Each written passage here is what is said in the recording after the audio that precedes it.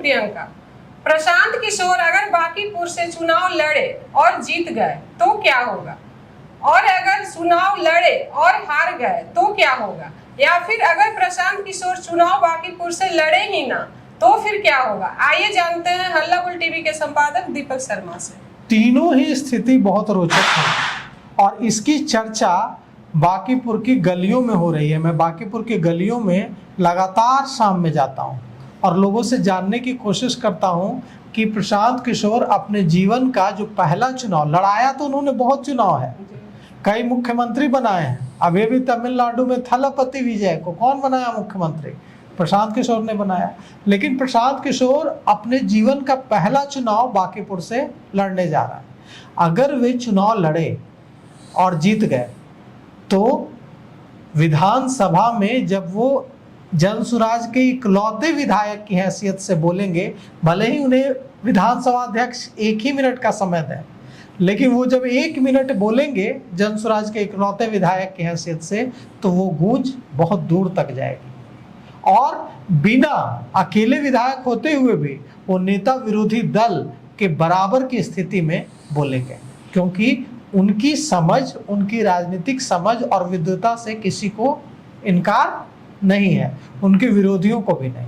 तो अगर जीते तो प्रशांत किशोर विधानसभा में सिर्फ विधायक नहीं बनेंगे, बल्कि बिहार में विपक्ष की एक मजबूत आवाज बन जाएंगे। दूसरा आपका सवाल था कि अगर प्रशांत किशोर हार गए तो क्या होगा।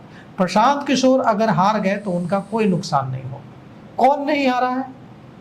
नीतीश कुमार हारे हैं। अटल बिहारी वाजपेयी से कोई बड़ा नेता हुआ है? अटल बिहारी वाजपेयी हारे हैं। जमानत जब्त हुई अटल बिहारी वाजपेयी की। राम मनोहर लोहिया हारे हैं। राम मनोहर लोहिया लगातार फूलपुर से जवाहरलाल नेहरू के खिलाफ चुनाव लड़ते थे और हारते थे। और तो और यूपी के जो सीएम हैं, मुख्यमंत्री योगी आदित्यनाथ, वो जब मुख्यमंत्री बने तो उनकी जो लोकसभा सीट है गोरखपुर की, सांसद थे, सीधे मुख्यमंत्री बन गए। तो उपचुनाव हुआ, जैसे यहाँ भी विधानसभा के लिए उपचुनाव हो रहा है। उपचुनाव, वहां वे सांसद थे तो मुख्यमंत्री बने, तो लोकसभा का उपचुनाव हुआ गोरखपुर में और वो सीट भारतीय जनता पार्टी हार गई। योगी आदित्यनाथ के मुख्यमंत्री बनने के बाद चुनाव होता है और वो सीट भारतीय जनता पार्टी हार जाती है। कौन जीत जाता है? चूंकि मैं उस समय ईटीवी उत्तर प्रदेश की कमान संभाल रहा था, तो मुझे याद है वहां निषाद पार्टी, संतोष निषाद के बेटे जीत जाते हैं चुनाव। और आप समझिए कि वहां गोरखपुर में कहा जाता था कि भारतीय जनता पार्टी कभी हार ही नहीं सकती, हारी ना। तो बांकीपुर में अगर प्रशांत किशोर हार जाते हैं तो उनका कोई नुकसान नहीं होगा, क्योंकि हार नेता को कमजोर नहीं बनाती है, हार नेता को मजबूत बनाती है। अब आते हैं आपके तीसरे सवाल पर कि अगर वो लड़े नहीं तो क्या होगा। अगर प्रशांत किशोर अब नहीं लड़े, जनता का भरोसा हिल जाएगा। बांकीपुर में मैं कम से कम 15 दिन गया हूं, बांकीपुर के लोगों से मैंने बात की है। लोग तैयार बैठे हैं कि आइए लड़िए। वैसे लोग जो 30 सालों से भारतीय जनता पार्टी के खिलाफ वोट कर करके थक चुके हैं और जो ये मान चुके थे कि आरजेडी कांग्रेस यहां नहीं हरा सकती है भारतीय जनता पार्टी को, उनमें एक उम्मीद जगी है कि जो काम आरजेडी कांग्रेस अब तक नहीं कर पाए, वो काम हो सकता है प्रशांत किशोर के आने से हो जाए। अब अगर प्रशांत किशोर यहां से पीछे हट जाते हैं, चुनाव नहीं लड़ते हैं, तो यहां प्रशांत किशोर की बड़ी हार होगी। चुनाव हार जाएंगे तो वो नहीं हारेंगे, अगर चुनाव नहीं लड़ेंगे तो हार जाएंगे। प्रशांत किशोर अगर चुनाव नहीं लड़ते हैं तो उनको बड़ा घाटा होगा, क्योंकि जनता ने, वहां की जनता ने, जो भारतीय जनता पार्टी से किसी भी वजह से नाराज लोग हैं, चाहे वो किसी भी जाति के हों, किसी पार्टी के समर्थक हों, सबने इस बार प्रशांत किशोर को मौका देने का मन बना लिया है। और ऐसे में अगर प्रशांत किशोर पीछे हट जाएंगे तो उनको बड़ा राजनीतिक घाटा होगा। ऐसा घाटा होगा जिसकी भरपाई लंबे समय में भी कर पाना मुश्किल होगा। तो आपके पहले सवाल का जवाब यह है कि प्रशांत किशोर अगर जीते तो इतिहास रचेंगे, प्रशांत किशोर अगर हारे तो भी एक मजबूत नेता के रूप में स्थापित होंगे बिहार में। प्रशांत किशोर अगर नहीं लड़े तो बड़ा घाटा होगा, ऐसा घाटा होगा प्रशांत किशोर को और जनसुराज को जिसकी भरपाई लंबे समय तक कर पाना मुश्किल होगा। प्रशांत किशोर पहले ही एक गलती कर चुका है, वो विधानसभा चुनाव में खुद नहीं लड़े। अगर वो विधानसभा चुनाव लड़ते, खुद किसी भी सीट से, राघोपुर से लड़ते, करगहर से लड़ते, किसी भी सीट से लड़ते, जीतते या हारते ये तो वहां की जनता मालिक तय करती उस विधानसभा क्षेत्र की, लेकिन इससे जनसुराज को फायदा होता, इससे पार्टी मजबूत होती और पार्टी का जो 3.5% वोट शेयर है, जनसुराज को का वोट शेयर विधानसभा चुनाव 2025 में 3.5% रहा, वो वोट शेयर बढ़ता, क्योंकि प्रशांत किशोर खुद चुनाव लड़ते तो बड़ी संख्या में उनको वोट पड़ते, वो 3.5% वोट शेयर 5% के आसपास आ सकता था, 4% के आसपास आ सकता था। वो यह भी हो सकता था कि प्रशांत किशोर चुनाव जीतकर विधानसभा पहुंच जाते, लेकिन वो एक रणनीतिक भूल थी प्रशांत किशोर की, खुद चुनाव न लड़ना। राघोपुर से लड़ते, करगहर से लड़ते, वाल्मीकि नगर से लड़ते, जहां से मन करता वहां से लड़ते, बक्सर से लड़ते, लेकिन लड़ते। अब सवाल यह उठता है कि बिहार की राजनीति में जो इन दिनों बांकीपुर उपचुनाव की चर्चा इतनी तेज चल रही है, ऐसा होता नहीं था प्रियंका जी कि एक उपचुनाव को लेकर इतनी चर्चा चले। उपचुनाव खत्म हो जाता था, जनता इंटरेस्ट भी नहीं लेती थी, और बांकीपुर का वोट शेयर तो ऐसे ही बहुत कम होता है। बांकीपुर में पढ़े लिखे लोग रहते हैं, 40% के आसपास वहां वोट शेयर है, वोट परसेंटेज है। जो वोट पोल होता है वो है मात्र महज 40%। इस बार ऐसा लग रहा है जैसे वहां कोई बहुत बड़ी बात होने वाली है। इतना हल्ला तो चुनाव में भी नहीं मचा था बांकीपुर में, जितना हल्ला इस बार मचा हुआ है। और ये इसलिए है क्योंकि बांकीपुर के लोगों को जो कहीं ना कहीं नाराज हैं 40 सालों की 35 सालों की यथास्थिति से, उनमें गुस्सा है, वे बदलाव चाह रहे हैं। और निराश लोगों को लग रहा है कि प्रशांत किशोर अगर आए, दमखम से लड़ेंगे चुनाव, तो भारतीय जनता पार्टी को यहाँ हराया जा सकता है। जो ये मानकर बैठे हुए थे कि वो कितना भी वोट डाल लें, भारतीय जनता पार्टी बांकीपुर में नहीं हारेगी।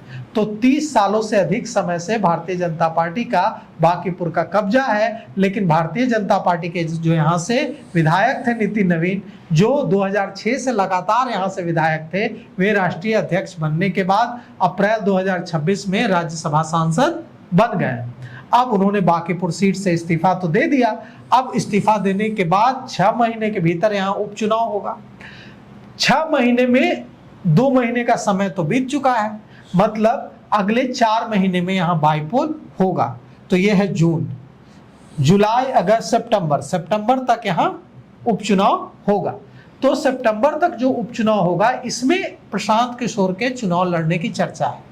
अगर प्रशांत किशोर यहाँ से चुनाव लड़ते हैं, मतलब साफ है कि मुकाबला यहाँ इस बार आरजेडी वर्सेस भाजपा नहीं होगा, महागठबंधन वर्सेस भाजपा नहीं होगा, वहां मुकाबला हो जाएगा प्रशांत किशोर वर्सेस बीजेपी। और फिर कुछ भी हो सकता है, क्योंकि वहां सवर्णों की, वैश्यों की, मुसलमानों की एक बड़ी आबादी है, और सब मुसलमान तो आरजेडी के वोटर रहे हैं वहां, वो निराश रहते हैं कि यहाँ भारतीय जनता पार्टी हारती नहीं है। प्रशांत किशोर को मजबूत देखेंगे तो प्रशांत किशोर के लिए वोट कर देंगे।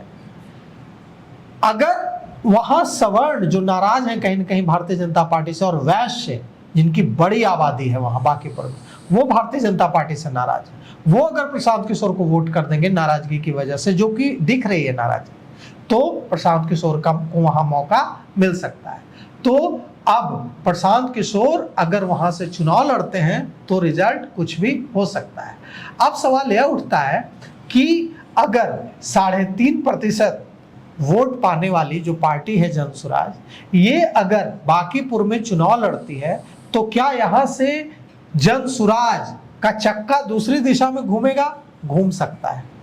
अगर यहां प्रशांत किशोर जीत जाते हैं या कांटे की टक्कर होती है, दोनों ही स्थिति में, जीत और हार दोनों ही स्थिति में प्रशांत किशोर को फायदा होगा। प्रशांत किशोर के पास अब खोने के लिए कुछ नहीं है, पाने के लिए बहुत कुछ है। हार जाएंगे फिर भी बांकीपुर में कुछ नहीं खोएंगे, बिहार में कुछ नहीं खोएंगे, नहीं लड़ेंगे बहुत कुछ खो देंगे। तो प्रशांत किशोर को वहां से चुनाव लड़ने से हो सकता है कि जनसुराज को ऑक्सीजन मिल जाए, जिसकी जन सुराज को जरूरत है।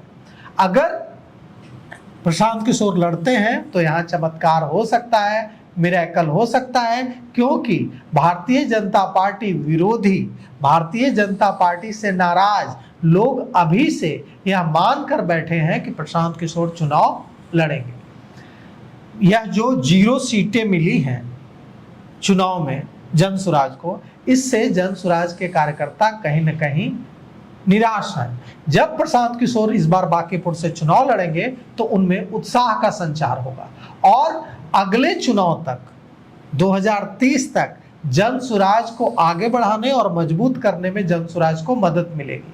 अगर वे विधायक बनते हैं तो सदन में, विधानसभा में विपक्ष की एक मजबूत आवाज बनेंगे। ऐसे भी प्रशांत किशोर नैरेटिव सेट करने में उनका कोई जोड़ नहीं है। अगर वे विधानसभा चले जाते हैं तो हर दिन खबरों में प्रशांत किशोर रहेंगे और वे ऐसे मुद्दे उठाएंगे जिसकी गूंज सिर्फ बिहार तक नहीं रहेगी, जिसकी गूंज दिल्ली तक जाएगी और कभी कभी उसकी गूंज पूरी दुनिया में जाएगी। तो प्रशांत किशोर अगर जीत कर विधानसभा पहुंचते हैं तो एक बड़ा उलटफेर बिहार की राजनीति में होगा और 2030 तक की लड़ाई के लिए प्रशांत किशोर को, जन सुराज को एक ऑक्सीजन मिलेगा जिसकी जरूरत अभी जन सुराज को है। अगर प्रशांत किशोर बांकीपुर से चुनाव लड़कर हार जाते हैं तो विपक्ष उनको कहेगा कि अरे प्रशांत किशोर तो हार गए, लेकिन वही विपक्ष यह याद रखे कि लालू प्रसाद यादव चुनाव हारे हैं, राबड़ी देवी चुनाव हारी हैं। कौन चुनाव नहीं हारा है? नीतीश कुमार चुनाव हारे हैं, तो अटल बिहारी वाजपेयी चुनाव हारे हैं। तो कुल मिलाकर के अगर प्रशांत किशोर चुनाव हारते हैं तो इससे उनको कोई नुकसान नहीं होगा। प्रशांत किशोर अगर चुनाव नहीं लड़ते हैं तो उनको बड़ा नुकसान होगा।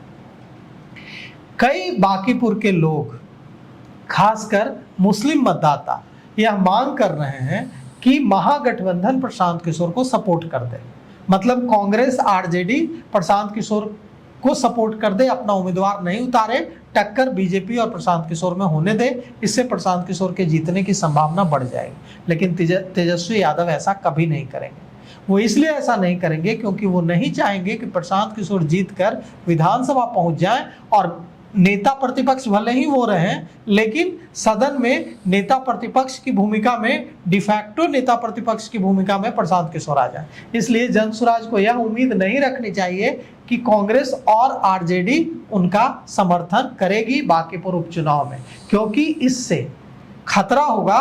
क्योंकि अगर ऐसा होगा, प्रशांत किशोर अगर विधानसभा पहुंचते हैं तो वे नेता बन जाएंगे और विपक्ष के नेता के तौर पर भले ही कुर्सी पर बैठे रहेंगे एलओपी की ओर, लीडर ऑफ ऑपोजिशन के तौर पर तेजस्वी यादव, लेकिन डिफैक्टो एलओपी हो जाएंगे प्रशांत किशोर। इसलिए इसकी उम्मीद तो कतई नहीं रखनी चाहिए।